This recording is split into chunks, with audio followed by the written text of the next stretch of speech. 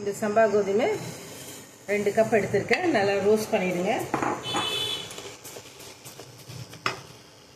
இதை ரோஸ்ட் பண்ணி தனியாக எடுத்து வச்சுக்கோங்க. தண்ணி வச்சுருக்கோம். கொஞ்சம் சால்ட் போட்டுட்டு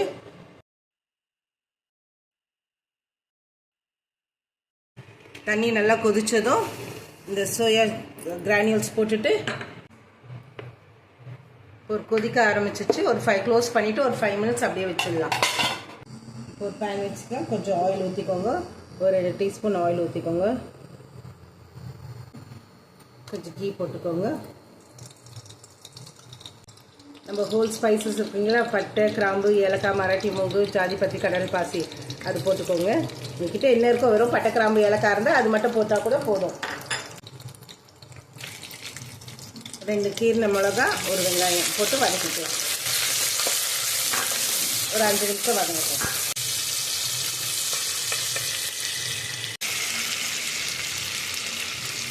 மிளகாத்தூள் 1 டீஸ்பூன், தனியாத்தூள் 1 டீஸ்பூன், மஞ்சள் பொடி ½ ஸ்பூன், சோம்பு பவுடர் டைஜஷனுக்காக சேர்த்துருக்கேன், பவுடராக சேர்த்துருக்கேன், தக்காளி, தயிர், கொத்தமல்லி, இதெல்லாம் கொஞ்சம் நல்லா தக்காளி மசிகிற வரைக்கும் கொஞ்சம் வதங்கட்டும். கொஞ்சம் உப்பு போட்டுக்கோங்க. தண்ணி ஊற்றிக்கோங்க.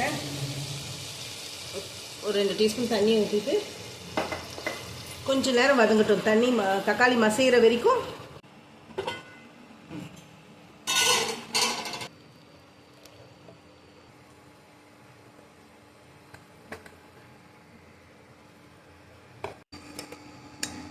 இதை பச்சை தண்ணி ஊற்றி தண்ணி வடிகட்டிட்டு கொஞ்சம் பச்சை தண்ணி ஊற்றி இது திருப்பி நம்ம ஊற்றி வடிகட்டிட்டு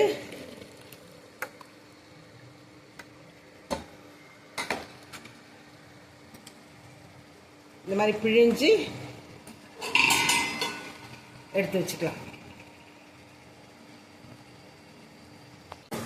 கூடவே இந்த பச்சை பட்டாணி போட்டுக்கோங்க. இது ஒரு வதக்கிக்கோங்க. அப்புறம் தண்ணி ஊற்றிக்கோங்க. 2 கப் சம்பா கோதுமைக்கு 4 கப்ஸ் வாட்டர் ஊற்றிருக்கேன்.